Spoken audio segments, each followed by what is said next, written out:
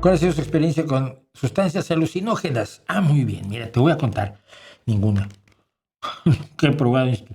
Nunca he probado sustancias alucinógenas. Eh, Bebía y tuve una alergia hacia el alcohol, se me hinchaba la boca y las manos se me ponían como gorditas y rojitas. Y al final, pues una alergia no está bien cada vez que tomas algo de alcohol que tengas una alergia. Entonces dejé de beber hace como 40 años. No, no tanto. No, 30 y tantos. En el 86, 87 debe haber sido esto. Sí.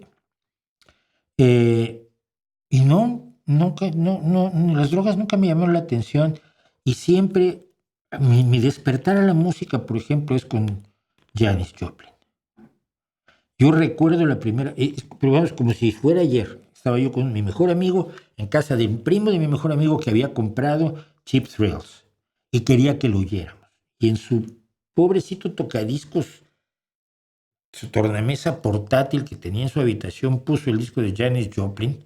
Y aquello fue una experiencia absolutamente inolvidable. Decía, esto es que jamás en mi vida había oído algo así. Tengo 70 años y jamás en mi vida he vuelto a oír algo así. O es Janis o nadie es así. Y luego me enteré que ya la había matado a las drogas.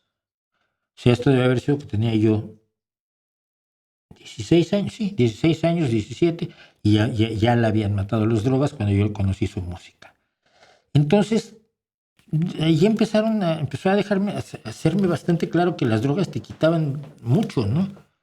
Ya luego me empezó a quitar amigos, me empezaron a quitar amigos. Entonces nunca tuve un interés por las drogas, y menos alucinógenas. Así que ninguno, lo siento.